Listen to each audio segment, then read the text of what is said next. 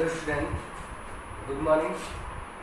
I am Vikram Kumar Rathore. जैसा कि बेटा हम क्लास 10 का चैप्टर नंबर 1 बायोलॉजी का चैप्टर नंबर 1 डिस्कस कर रहे थे।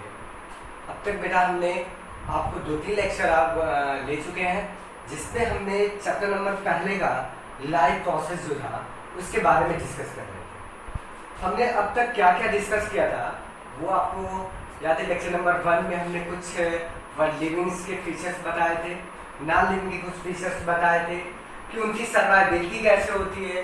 लाइफ प्रोसेस को हमने स्टडी किया था। रेस्पिरेशन मेथड उसमें वर्ड यूज हुआ था। डाइजेशन हमने वहाँ पे वर्ड यूज किए थे। न्यूट्रिशन देखा था। तो ये सारे हमने अब तक स्टडी की, और मेन पॉइंट जो तो डिटेल में जो पढ़ना था वो था हमारा न्यूट्रिशन। तो न्यूट्रिशन हमने देखा कि अलग अलग ऑर्गेनिज्म अपने जीवित रहने के लिए अर्थात एनर्जी की पूर्ति करने के लिए, अपनी बॉडी मेंटेनेंस के लिए वो क्या करते हैं, एनर्जी की रिक्वायरमेंट रखते हैं, और वो एनर्जी की रिक्वायरमेंट पूर्ति होती है उनके फूड के द्वारा। तो फूड में हमने बहुत सारे पार्ट में देखा था कि फूड में क्या क्या इन्वॉल्व था। बेटा हमने कार्बोहाइड्रेट देखा था, प्रोटीन्स देखा था, न्यूक्लिक एसिड देखा था, और लिपिड्स देखा था जिसको हम फैट कहते हैं। तो मैं कार्बोहाइड्रेट्स को बता रखा था कि carbohydrates is the most important in food. Important तो सारे रहते हैं, लेकिन carbohydrate is the energy carrier. Carbohydrate energy carrier था, ठीक है। उसके बाद हमने देखा क्या कि अब कहानी स्टार्ट करते हैं वहां तक जैसे हमने पिछले लेक्चर में डिस्कस किया हुआ था। आपका जो पिछले लेक्चर में हमने डिस्कस किया था वो बेटा आपको बड़ी इंपॉर्टेंट डिस्कस किया था, आपको ऑटोट्रॉफिक न्यूट्रिशन। तो हमने 2 जीवधारियों को डिस्कस किया कि जो न्यूट्रिशन के आधार पे देखा जाए तो जीवधारी मिले थे वो 2 टाइप्स के मिले। एक तो ऑटोट्रॉफ्स होते हैं जो स्वयं अपने फूड का फॉर्मेशन कर लेते हैं, और एक ऐसे होते हैं जो डायरेक्ट या इनडायरेक्ट रूप से क्या होते हैं, ऑटोट्रॉफ्स पे डिपेंड रहते हैं। तो उस ऑटोट्रॉफ से हमने एग्जांपल में क्या देखा था, ग्रीन प्लांट्स और फ्यू बैक्टीरिया, ठीक है। कुछ बैक्टीरिया होते हैं बेटा, और ग्रीन प्लांट जितने भी होते हैं वो सारे आपको ऑटोट्रॉफ में आते हैं, क्योंकि उनमें क्लोरोप्लास्ट होता है, अर्थात क्लोरोप्लास्ट के अंदर क्लोरोफिल पाई जाती है, जिसकी वजह से ही क्या करते हैं, सनलाइट की प्रेजेंस में वो अपने फूड का निर्माण स्वयं करते हैं। तो पिछले लेक्चर में हमने यही सारे डिस्कस किया हुआ था। आज गला मेरा खराब है। तो हमने क्या देखा हुआ था, उसमें हमने यही देखा कि एक रिएक्शन हमने बताया था कि जो ग्रीन प्लांट्स होते हैं वो फोटोसिंथेसिस कैसे करते हैं। तो फोटोसिंथेसिस का हमने डिटेल में बताया जो आपको 10 तक दिया था, क्योंकि बेटा एक फोटोसिंथेसिस का डिटेल में हम समझने लगे तो शायद आपका ये चैप्टर जब तक खत्म होगा उतनी टाइम लग जाएगी। सारे चैप्टर को जितना खत्म करने में लगेगा उतना टाइम आपको फोटोसिंथेसिस लगेगी। वो 11th का चैप्टर है, तो 11th में जब आप एंट्री करेंगे तो बेटा वहाँ पे 11th में आपको डिटेल में मैं बता दूंगा। फिलहाल जितना आपको एनसीईआरटी में दे रखा होगा, जितना आपको 10th के लेवल पे दिया उतनी जानकारी मैं दे रहा हूँ। तो देखते हैं कि उसमें हमने देखा कि क्या क्या घटना होती है कि वो कार्बन डाइऑक्साइड और वाटर मॉलिक्यूल्स के आधार पे सिंपल अणुओं का यूज करते हैं। सिंपल अणुओं को यूज करके वो जटिल अणु अर्थात कार्बोहाइड्रेट्स का निर्माण कर लेते हैं। जो आपको ग्लूकोज बना या कार्बोहाइड्रेट्स बना कुछ यूटिलाइज हो जाता है उनको एनर्जी के लिए, और जो आपको बचा रहता था वो आपको क्या होता है, स्टोर हो जाता है किसके रूप में, उनकी बॉडी के अंदर, या फिर फ्रूट के रूप में जो फ्रूट रहता है उसमें स्टोर हो जाता है, लीफ में स्टोर हो जाता है, स्टेम में स्टोर होता है, हर जगह पे कहीं ना कहीं स्टोर होता है। यहाँ तो जड़ में भी स्टोर रहता है, वो आपको स्टोर हो जाता है किसके, स्टार्च के रूप में। जैसे आपने बहुत सारे देखे हो कि हर चीजों का खाते हैं, जैसे आलू खाते हैं, आलू का कण जो होता है बेटा उसमें स्टार्च होता है, वो स्टेम होती है, अंडरग्राउंड स्टेम होती है। तो वो फोटोसिंथेसिस के द्वारा आपको जो बना स्टार्च जो कार्बोहाइड्रेट्स बना या ग्लूकोज बना वो आपको क्या होता है, बाटली आपको जुड़ते गए लंबी सी चैन बना जिसको हम स्टार्च करते हैं, वो आपको कार्बोहाइड्रेट्स का एक लार्ज पार्ट होता है, ठीक है। वो कार्बोहाइड्रेट्स का जिसे हम कार्बोहाइड्रेट्स को जैसे बताया था आपको लेक्चर फर्स्ट में आपको सैकराइड कहते हैं बेटा, उसको हम पॉलीसैकराइड कहते हैं, मतलब उसमें ढेर सारे सैकराइड आके जुड़े रहते हैं, इसलिए वो आपको कॉम्प्लेक्स मॉलिक्यूल होता है, वो सिंपल मॉलिक्यूल नहीं था। सिंपल मॉलिक्यूल तो आपको एक ग्लूकोज था। तो ये सारी कहानी हमने उसमें देखी घटित हुई जो पिछले लेक्चर में, और ध्यान रखिएगा उसका जो हमने आपको क्या कहते थे बेटा रिएक्शन दे रखा था वो बड़ा इंपॉर्टेंट। कभी कभी रिएक्शन क्या ही बात पूछ देता है, कुछ गलत रिएक्शन में मैच किया रहता है, तो आपका रिएक्शन का एक पॉइंट हमने बताया था sorry 6CO2 plus 12H2 arrow का निशान होगा, ऊपर आप लिखेंगे सनलाइट, नीचे लिखेंगे क्लोरोफिल, उसके आगे क्या बना था C6H12O6 ग्लूकोज जिसका था, प्लस आपको क्या बना था बेटा 6H2O बना था, और प्लस लास्ट में आपको बना था 6O2 ऑक्सीजन भी निकल के। तो हमने बताया था ना ऑक्सीजन आपको देने वाले कौन होते हैं, वो आपको ग्रीन प्लांट्स होते हैं, वो वायुमंडल की ऑक्सीजन को मेंटेन करते हैं।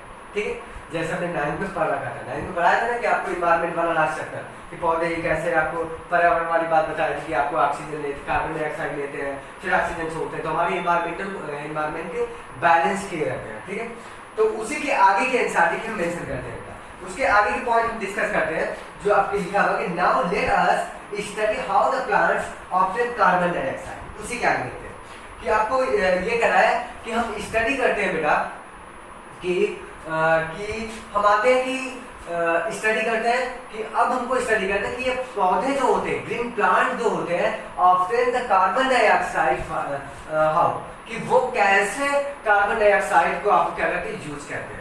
तो हम देखते हैं कि कार्बन डाइऑक्साइड जो होती है बेटा इन्वायरमेंट में होती है, तो पौधे जो होते हैं वो कार्बन डाइऑक्साइड को इन्वायरमेंट से लेते हैं, ठीक है, गैसेस के रूप में। और कैसे लेते हैं उसी को बिल्कुल यहाँ पे डिस्क्राइब करके हम बताते हैं आपको, क्लियरली आपको समझ में आएगा। तो हमको देखना है कि एक आपको एनसीईआरटी में लीफ की कट दिया था बेटा, ध्यान रखिएगा, लीफ की कट दिया था, और उस लीफ की कट हम बनाने में मुझे थोड़ा सा टाइम लग जाएगा, तो फिलहाल आपको एनसीईआरटी के मैं दिखा देता हूँ। ये है, आप पढ़ लीजिएगा, वो आपको दिया हुआ बेटा, आपको क्यूटिकल का आवरण होता है, उसके ऊपर आपको अपर डर्मिस अपर एपिडर्मिस होती है, एपिडर्मिस का मतलब होता है ऊपर, अपर का मतलब ऊपर लिखा हुआ है, कभी दो होती, नीचे आपको बेटा लोअर एपिडर्मिस पाई जाती है, बीच में कुछ सेल्स पाए जाते हैं, वो हर क्लास में पढ़ोगे, ये मेसोफिल सेल्स होती है।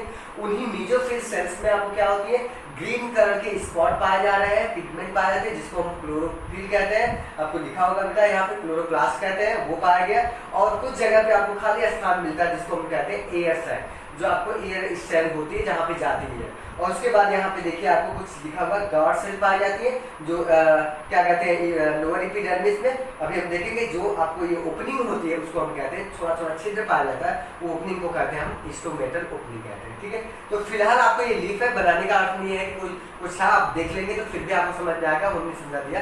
अब आते हैं जो मेन पॉइंट था उसको समझने का।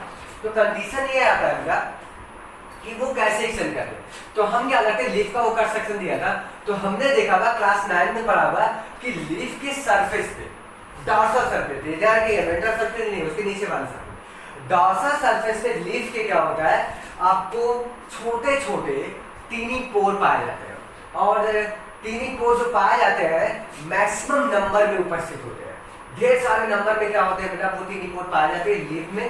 ठीक है, और वही टीनी पोर क्या होते हैं, जिसको हम क्या कहते हैं, आपको रंध्र बोला जाता है, हिंदी में रंध्र बोलते हैं बेटा, और इंग्लिश में उसे बोलते हैं स्टोमेटा। ठीक है, क्या बोलते हैं, ध्यान रखिएगा, स्टोमेटा, स्टोमेटा का ये स्टोमेटा क्या होता है, बड़ा इंपॉर्टेंट वर्ड है। स्टोमेटा एक ऐसा क्या पाया जाने वाला छिद्र है जिसके माध्यम से भी क्या करते हैं, आपको एक्सचेंज ऑफ गैसेज होती है, गैसेस का एक्सचेंज किया जाता है, चाहे वो कार्बन डाइऑक्साइड एंट्री करते हैं और ऑक्सीजन बाहर निकलती है। क्योंकि हमने देखा था ना कि फोटोसिंथेसिस के दौरान आपको ढेर मात्रा में क्या बनती है, ऑक्सीजन बनती है, तो वो रिलीज की जाती है एनवायरमेंट में, और इन्वायरमेंट की जो कार्बन डाइऑक्साइड होती है इन्हीं स्टोमेटल्स के द्वारा, स्टोमेटा के द्वारा आपको क्या होती है, एब्जॉर्ब की जाती है और पौधे के अंदर जाती है, लीफ तक पहुंचती है, और फोटोसिंथेसिस की जो प्रोसेस होती है उसके लिए इन्वॉल्व करती है। तो ये प्रोसेस आपको समझ में आया। अब आती है बात, ये टीनी पोर जो होते हैं, जो छिद्र होते हैं, क्या आपको पता है कि क्या ये गैसेस का एक्सचेंज जो होता है, क्या ये सिर्फ इसी स्टोमेटा के द्वारा होता है, लीफ के द्वारा होता होगा, या फिर किसी और जगह से होता है? तो ध्यान रखिएगा बेटा, ये लीफ के माध्यम से भी आपको गैसेस के एक्सचेंज होते हैं, या रिलीज किए जाते हैं, निकलते हैं। और आपको एनसीईआरटी के लास्ट वाले पॉइंट में आपको लिखा भी होगा कि उसी के द्वारा नहीं होता है, और यहाँ बल्कि आदान प्रदान, जो गैसेस का आदान प्रदान होता है, यह आपको क्या होता है, आदान प्रदान, वो आपको बेटा स्टेम के माध्यम से भी हो सकता है, आपको स्टेम के माध्यम से दिया है, रूट के माध्यम से भी हो सकता है, और क्या हो सकते हैं, लिप्स के माध्यम से भी होता है। तो ये तीनों माध्यम से होते हैं। जो गैसेस का एक्सचेंज होता है, कोई जरूरी नहीं कि स्टोमेटा जो आपको पाया जाता है कहाँ पे, लिप में पाया गया तो उसके द्वारा ही हो, आपको स्टेम में आपको होता है, स्टेम के द्वारा भी आपको होता है, रूट के द्वारा भी होते हैं। लेकिन मैक्सिमम नंबर में ध्यान रखिएगा, मैक्सिमम नंबर में जो आपको गैसेज एक्सचेंज होती है वो होती है आपको पौधों में किसके द्वारा, आपको लीफ के द्वारा, क्योंकि लीफ में most number of stomata present है। ठीक है, अब उस स्टोमेटा के हम थोड़ा सा स्टडी करते हैं, स्ट्रक्चर देखते हैं कि कैसे वो करता होगा। तो ये आपको बेटा बनी होगी, इस तरह का कुछ स्ट्रक्चर बना रखा होगा हमने, बुक्स में बनी होगी, तो हम बहुत अच्छा तो नहीं, आपको डिस्कस कर लेते हैं।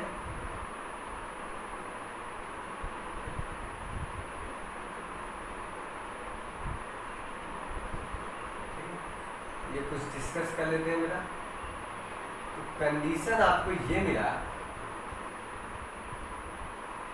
ये सारी सेल अगल बगल की होती है बेटा, सहायक सेल होती है। तो ये देखो स्टोमेटा, और ये ध्यान रखिएगा स्टोमेटा का ये जरा पोर जो होता है बेटा, ये थोड़ा सा हार्ड, ये थिकर होता है, और ऊपर वाला जो होता है वो थिन होता है। तो यहाँ की ब्रश बना सकते हैं, ये वाली पॉइंट,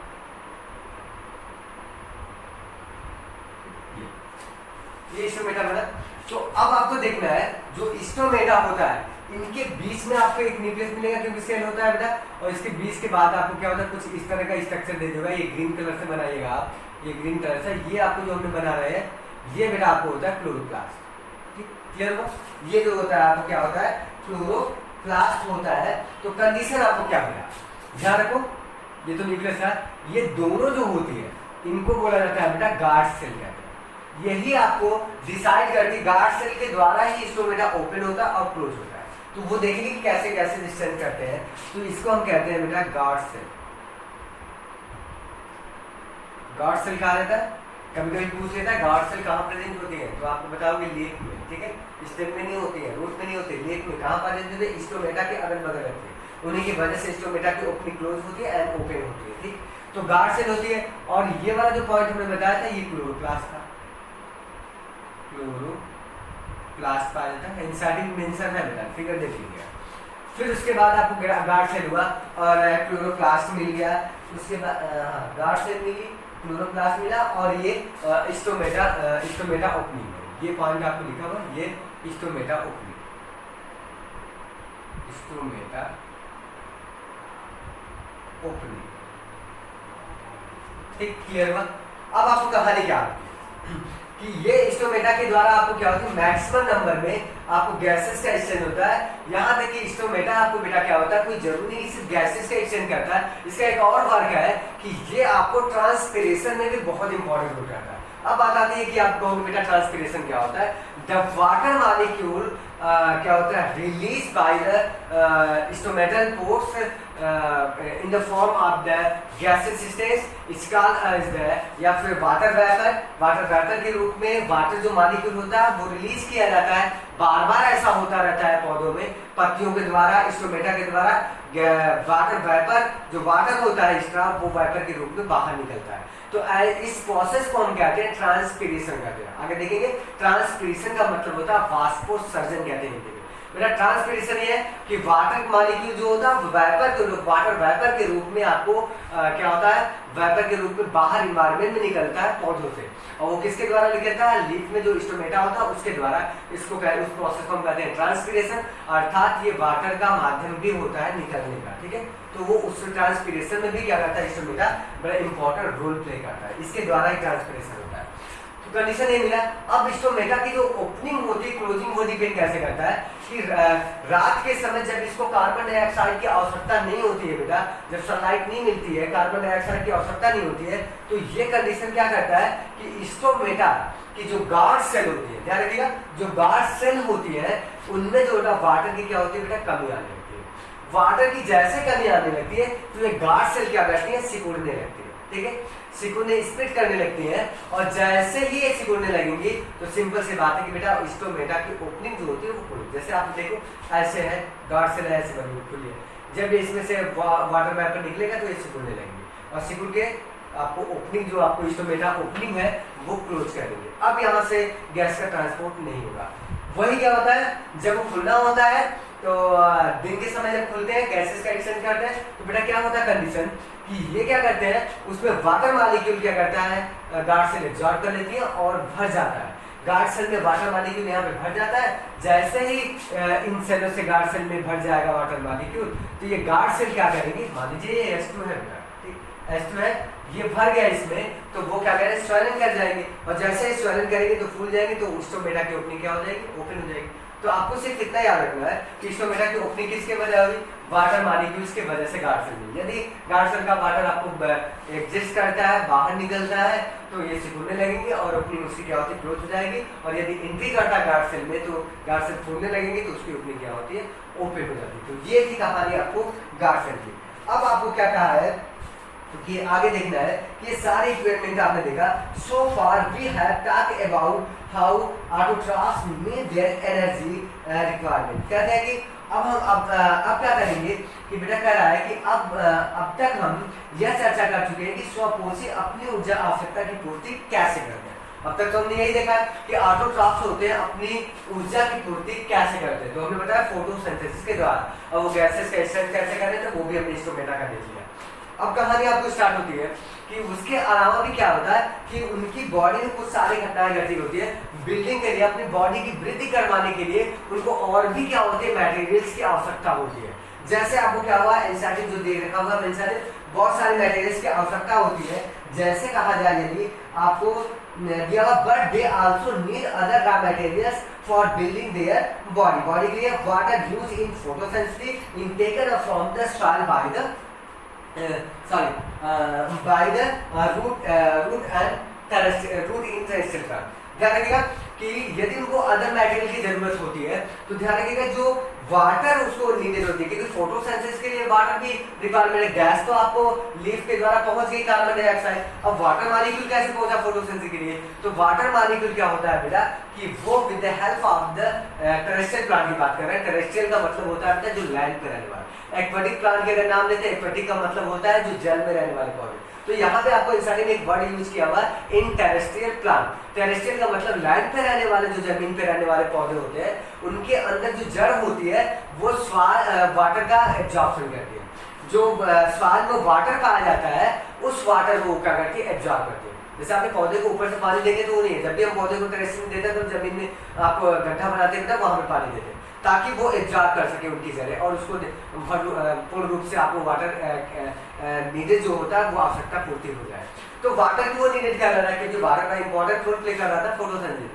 तो अब कहानी आई कि वाटर जब एब्जॉर्ब करके वो प्लांट देते हैं टेरेस्ट्रियल, तो उसके साथ साथ उसके सॉइल में क्या होते हैं, कुछ मिनरल्स होते हैं, वो आपको क्या होते हैं उसमें घुले होते हैं, मटेरियल्स होते हैं, जैसे like nitrogen, phosphorus, iron and magnesium. ठीक है, वो दिया नाइट्रोजन, फास्फोरस, आयरन, मैग्नीशियम, ये चार वर्ड दिए हैं, याद रखिएगा। फास्फोरस, नाइट्रोजन, मैग्नीशियम और क्या होता है, आयरन। ये सारे आपको क्या होते हैं, मिट्टियों में जो घुले रहते हैं उसके साथ आपको क्या होते हैं, एब्जॉर्ब कर लिए जाते हैं। क्लियर हुआ? जैसे एक पौधा है, उसकी जड़ है बेटा, सपोज दैट, आपको समझने के लिए बता रहा हूँ, ये जड़ है, ठीक है, ये पौधा कुछ भी है, ब्रांचेज इसकी, लीफ इधर है, आपको पूछा तो लीफ के यहाँ पे फोटोसिंथेसिस होती है क्योंकि उसका लीफ में ही क्लोरोफिल पाई जाती है। तो बेटा यहाँ पे जहाँ पे क्लोरोफिल पाई जाएगी वहाँ पे उसका फूड का निर्माण होगा। तो पत्तियों में ग्रीन इसलिए होती है क्लोरोफिल की प्रेजेंस की वजह से, वहाँ फोटोसिंथेसिस। तो गैसेस तो आपको ये CO2 तो आपको लीफ ले ली स्टोमेटा के द्वारा, यहाँ पे हमने देखा। अब सवाल जो होता है इसमें सवाल है, सवाल में ही कुछ वाटर रहते हैं। वाटर में हमने बताया बहुत सारे मिनरल्स आपको पाए गए, नाइट्रोजन पाया गया, ठीक, नाइट्रोजन भी होता है, सॉरी इनको बॉडी के लिए नाइट्रोजन यहाँ पे होता है। तो यहाँ पे हमने बताया था फास्फोरस हुआ और उसके बाद नाइट्रोजन लेते हैं और मैग्नीशियम हुआ, आयरन हुआ, ये सारे इसमें घुल कर क्या करते हैं बेटा, वाटर के माध्यम से ये ऊपर तक जाता है, ठीक है, एब्जॉर्ब कर लेते हैं। अब बात आती है इसमें से चारों में से सबसे इसेंशियल, सबसे इंपॉर्टेंट जो मटेरियल होता है वो होता है बेटा आपको नाइट्रोजन। ये क्लियर रखिएगा, उसमें सबसे इंपॉर्टेंट होता है नाइट्रोजन। नाइट्रोजन क्या करता है नाइट्रोजन फॉर द मटेरियल, क्योंकि जब तक नाइट्रोजन नहीं मिलेगा बेटा वो तब तक क्या कहते हैं फोटोसिंथेसिस में आपको अंदर प्लांट में अंदर प्रोडक्ट बनता है, कार्बोहाइड्रेट्स के अलावा और भी सारी चीजें बनती हैं बेटा। तो वो आपको जैसे प्रोटीन्स जो हुए ये नहीं बन पाए। प्रोटीन्स के अलावा भी कुछ फैट्स होते हैं और सारे प्रोडक्ट होते हैं बेटा, वो नाइट्रोजन की उपस्थिति में बनता है। अब आती है बात ये नाइट्रोजन लेते कैसे हैं। तो नाइट्रोजन क्या होता है, इनऑर्गेनिक फॉर्म से जो नाइट्राइट होता है, नाइट्रेट जो होता है, सॉरी जो आपको इनऑर्गेनिक फॉर्म में जो essential होता है enzyme या protein and other compound, this is the taken up in the form of the inorganic nitrates or nitrites। ये इनऑर्गेनिक नाइट्राइट्स और नाइट्रेट्स के रूप में आते हैं। ध्यान रखिएगा, ये नाइट्रोजन आपको पता है कि नाइट्रोजन बताया कि 78% गैस के रूप में वायुमंडल में क्या प्रेजेंट होती है, नाइट्रोजन। तो वो गैस के रूप में नहीं लेता, ऐसा नहीं कि कार्बन डाइऑक्साइड जैसे चली गई वैसे वो लेता बेटा, नहीं। ध्यान रखिएगा, ये इंपॉर्टेंट पॉइंट है कि ये क्या करता है, ये नाइट्रोजन क्या होता है, कन्वर्ट किया जाता है किसमें, नाइट्राइट्स में या आर करके नाइट्रेट के रूप में लिया था। अब ये नाइट्राइट और नाइट्रेट के रूप में लिया था तो इसको कन्वर्ट कौन करता है, तो कार्बनिक कंपाउंड से इसको कन्वर्ट करने वाला जो होता है वो होते हैं फ्यू बैक्टीरिया होते हैं। ध्यान रखिएगा, इसको जो बनाता है वो होते हैं बैक्टीरिया के माध्यम से बैक्टीरिया ही इसको क्या करते हैं, इसको कन्वर्ट करते हैं। जो एटमॉस्फेरिक नाइट्रोजन होता है उसको नाइट्राइट और क्या होता है नाइट्रेट्स में कन्वर्ट करते हैं, वो नाइट्राइट्स के रूप में ही जो क्या करते हैं पौधे देते हैं। तो bacteria useful for the photosynthesis, इसमें बड़े इंपॉर्टेंट रोल प्ले करते हैं। यूजफुल फॉर द प्लांट के लिए बड़े इंपॉर्टेंट है हमारे क्रॉप में। जब तक इनको नाइट्रोजन नहीं मिलेगा तो बेटा ये अपने फूड को और भी बना नहीं पाएगा और अदर प्रोडक्ट, या फिर इनकी बॉडी की ग्रोथ नहीं हो पाएगी, ब्रीथ नहीं हो पाएगी। तो इसलिए ये बैक्टीरिया बड़े इंपॉर्टेंट रोल प्ले करते हैं। कोई जरूरी नहीं कि बैक्टीरिया बड़े इंपॉर्टेंट है, वो हम देखेंगे। बैक्टीरिया का हमने पढ़ा हुआ था ना बेटा, आपको 9th में पढ़ाया हुआ था मोलेरा रूप में। तो बैक्टीरिया यहाँ पे देखो कितनी इंपॉर्टेंट हेल्पफुल होते हैं। तो कंडीशन ये रही, तो इस तरह से वो क्या करते हैं अपनी क्या करते हैं बनाते हैं, फिर नाइट्रोजन बनाते हैं, एटमॉस्फेरिक नाइट्रोजन को कन्वर्ट करते हैं।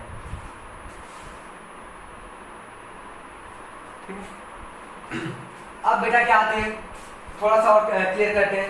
ये आपको पॉइंट खत्म हो जो ऑटोट्रॉफिक न्यूट्रिशन। तो आपको शायद आपको क्लियर हो गया होगा कि ऑटोट्रॉफिक न्यूट्रिशन हमने देखा कि ऑटोट्रॉफिक न्यूट्रिशन जो दूसरे क्या होते हैं स्वयं भोजन बनाते हैं, जो सिंपल फूड का सिंपल मॉलिक्यूल का यूज करते हैं, जैसे कार्बन डाइऑक्साइड और वाटर मॉलिक्यूल का यूज करके कार्बोहाइड्रेट्स बनाते हैं। फिर हमने कुछ स्टेप लिखे थे, क्या क्या स्टेप घटित होते थे उसको पढ़ लीजिएगा बेटा, कि आपको एब्जॉर्प्शन आप पहले सोलर एनर्जी या लाइट एनर्जी को एब्जॉर्ब करते हैं, फिर इसको केमिकल एनर्जी में कन्वर्ट करते हैं, वहाँ पे ब्रेक डाउन होता है, वाटर मॉलिक्यूल का क्या बनता है, आपको ऑक्सीजन मॉलिक्यूल बनता है। थर्ड स्टेप हमने बताया था आपको लास्ट में, वाटर मॉलिक्यूल के बनने के बाद आपको क्या होता है, जो फूड बनता है वो आपको कंडीशन मिलती है। तो कंडीशन पूरा व्यू मिलाती है, ये था आपको ऑटोट्रॉफिक न्यूट्रिशन।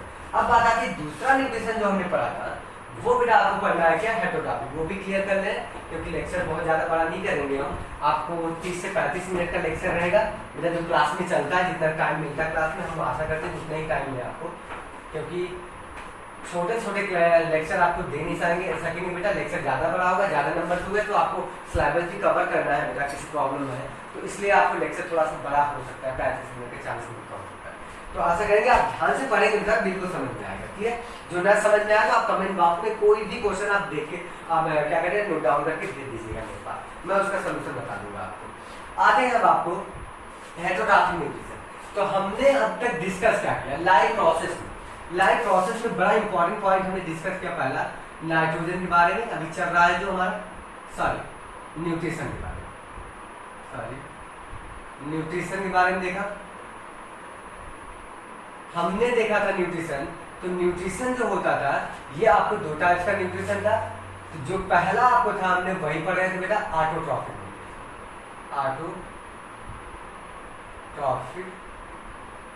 न्यूट्रिशन। ये खत्म हुआ हमारा आज ऑटोट्रॉफिक न्यूट्रिशन। दूसरा पॉइंट आपको पढ़ना है क्या बेटा, हेटेरोट्रॉफिक न्यूट्रिशन।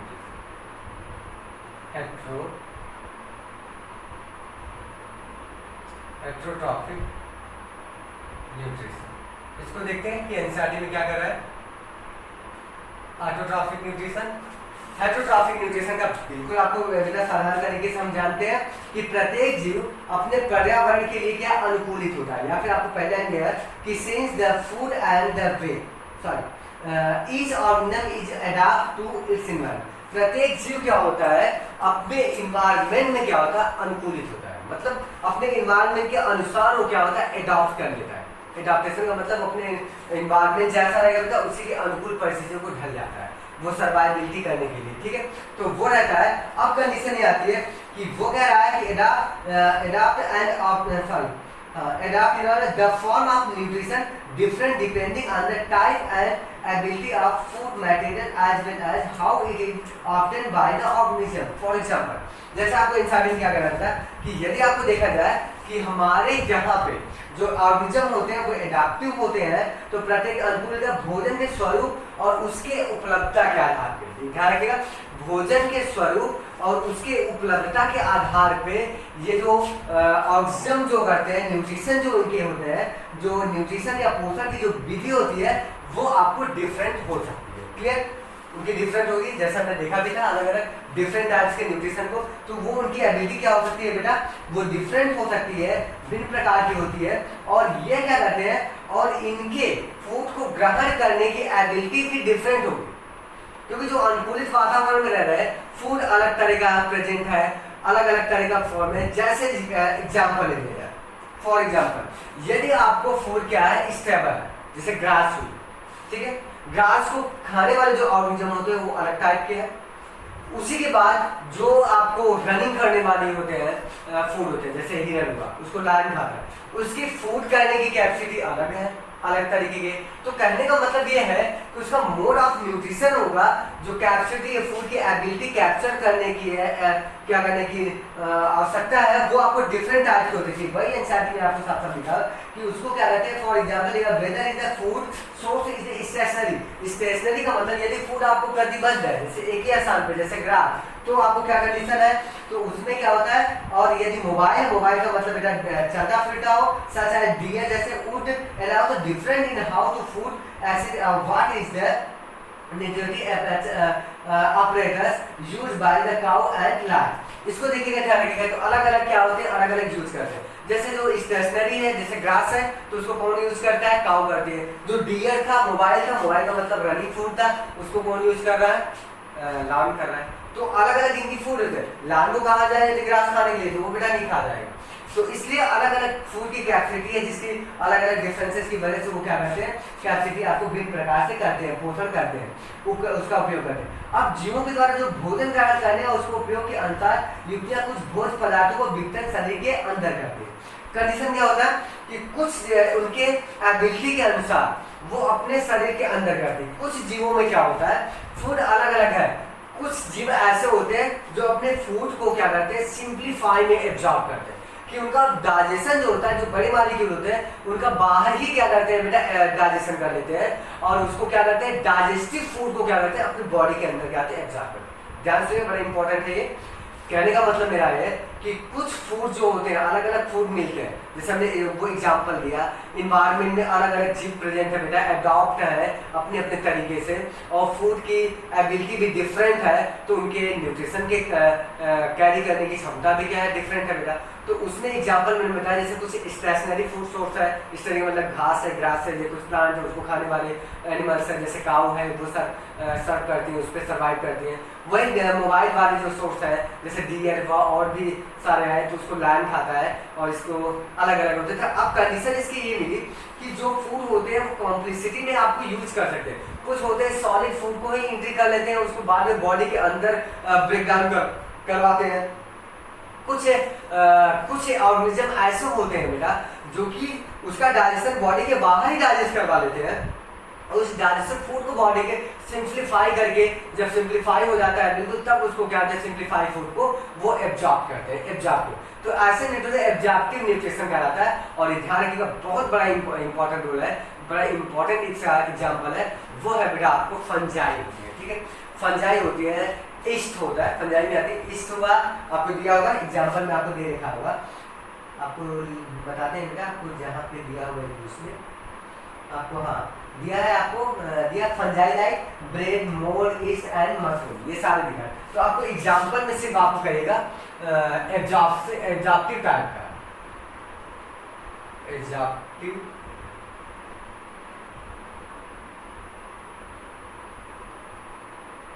टाइप का न्यूट्रिशन जो होता है, न्यूट्रिशन जो होता है बेटा वो इंपॉर्टेंट होता है। इसका एग्जाम्पल जो होता है वो फंजाई है, फंजाई में एग्जाम्पल में इंसानी का उतार लीजिएगा। जैसे आपको दे रखा हुआ है ईस्ट हुआ, मशरूम हुआ, ठीक है, ईस्ट हुआ और मशरूम हुआ, वो आपको फंजाई में आते हैं। तो उस तरह से आपको एग्जॉप्टिव करते हैं, क्योंकि ये बेटा ध्यान रखिएगा जो फंजाई होते हैं ना वो कुछ केमिकल सिक्रेशन करते हैं अपने अगल बगल में, तो वो बिल्कुल डेड एंड डीके मेथड हो जाता है, और उसी डेड एंड डीके में सिंप्लीफाई हो जाता है, तब जाके उसको क्या करते हैं एब्जॉर्ब कर लेते हैं। तो उनका न्यूट्रिशन ऐसे होता है। इसीलिए फंजाई को आपको ध्यान रखिएगा, उसको हम क्या कहते हैं बेटा, ये आपको होते हैं क्या, ऑटोट्रॉफिक भी नहीं होते हैं, फंजाई को नहीं पढ़ा रहा, हेटरोट्रॉफिक भी नहीं होते हैं। ये आपको कैसे होते हैं, हेटरोट्रॉफिक में तो आपको आते हैं, लेकिन इनको कहा जाता है बेटा मृतोपजीवी, हिंदी में कहते हैं, इसको कहा जाता है सैप्रोफिटिक, क्योंकि ये डेड एंड डीके मटेरियल पर ग्रो करते हैं। क्लियर है, वो हमने बहुत पहले ही आपको पढ़ाया हुआ, 9th में जब बताया था तो वहाँ पे लेक्चर में बताया था। तो कंडीशन आपको ये मिली।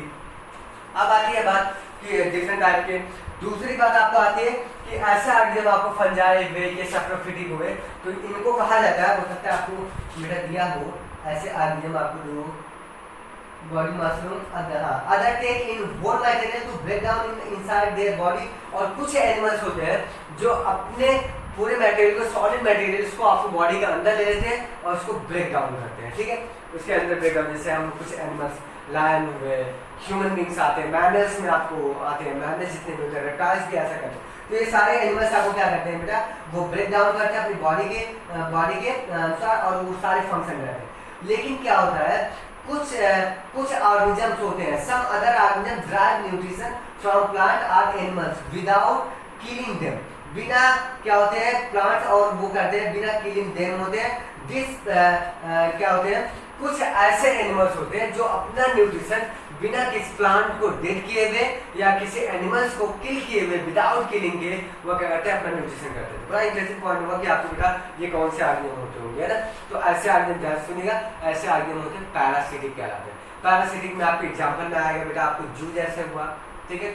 अमरबेल एक पौधा होता है जो पौधे में लपेट लिया रहता है, वो पैरासिटिक प्लांट होता है, पैरासिटिक प्लांट कहते हैं, अमरबेल कहा जाता है उसको हिंदी में। और उसको इंग्लिश में आपको कह सकते हो बेटा, जिसे कहते हैं अमरबेल या कस्कूटा प्लांट कहा जाता है, ठीक है। तो ऐसे प्लांट को हम पैरासाइट कहते हैं, यानी कि वर्ड याद रखिएगा, पैरासाइट।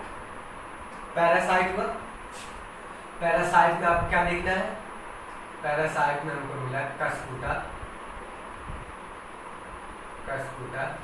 जू होता है, कस्कूटा हुआ, टिक्स होते हैं, लाइस होते हैं, ठीक है, लीचेज होती है और टेपवर्म होते हैं, बहुत सारे एनिमल्स होते हैं। लीचेज, लीच मतलब जानते हो क्या होता है, जोंक होती है बेटा, वो अर्थवर्म होता है, नहीं टेपवर्म, सॉरी अर्थवर्म नहीं होगा, टेपवर्म। टेपवर्म मतलब जो पढ़ा हुआ हमने बेटा प्लेटिहेल्मिन्थेस नहीं याद है, 9th में पढ़ा था प्लेटिहेल्मिन्थेस में, टेपवर्म होगा, वो सारे पैरासिटिक टेपवर्म। ये बिना एनिमल्स को ऑर्गेनिज्म को किल किए हुए अपना न्यूट्रिशन कर लेते हैं, तो इसलिए कहा जाता है पैरासिटिक। तो हेटरोट्रॉफिक में आपको डिफरेंट टाइप्स के हो सकते हैं, जैसे हमने बताया ना हेटरोट्रॉफिक में आपको डिफरेंट टाइप क्या होता है कि आपको एक एग्जॉप्टिव टाइप के जो करते हैं तो वो हमने बताया फंजाई में सैप्रोफाइट होते हैं, ठीक, दो वर्ड लिखा इसके आगे, सॉरी, इसको हम सैप्रोफाइट कहते हैं,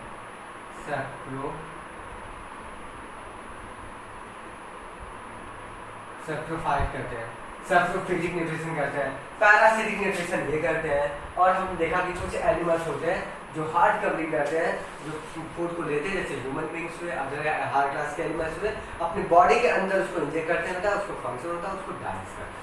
तो ये रहा आपको हेटरोट्रॉफिक न्यूट्रिशन के बारे में। अब अगली पॉइंट को आपको डिस्कस करेंगे नेक्स्ट पे, क्योंकि टाइम आपको ज़्यादा स्पेंड करिए। तो how do organism obtain their nutrition, कि आपको ये याद रखना है कि नेक्स्ट पॉइंट में डिस्कस करेंगे कि आपको जीव अपना पोषण कैसे करते हैं, ठीक है, कि जीव अपना पोषण कैसे करते हैं। अलग अलग जीवों को हम देखेंगे, उसमें अमीबा कर दिया होगा बेटा, और जो आपको चैप्टर में जो मेन चैप्टर स्टार्ट होने वाला है वो है न्यूट्रिशन इन ह्यूमन फीड। ठीक है, हम देखेंगे हम सॉलिड फूड को अंदर लेते हैं, डाइजेस्ट करते हैं, कैसे करते हैं, सारे प्रोसेस क्लियर करेंगे। ठीक है, सारी जो आपको एनसीईआरटी में मेंशन किया हुआ है, अगर एनसीईआरटी के बाहर भी थोड़ा बहुत बताना पड़ेगा तो बेटा मैं बता दूंगा, लेकिन आप प्रिपेयर रहिए अभी से कि आपको क्या क्या पढ़ना है, बड़ा इंपॉर्टेंट है। ये सारे आपको बेस पढ़ रहे हो, क्योंकि यही बेस आपको क्या होता है इंटर तक जाते जाते बड़ा एडवांस टाइम लाएगा आपको यहीं तक याद रहेगा, ये सारे वर्ड याद रहेंगे, तभी आपको फायदा मिलेगा बेटा इंटर में, और आपको क्लियरली समझ में आ जाएगा। तो best of luck, thank you, पढ़ते रहिए।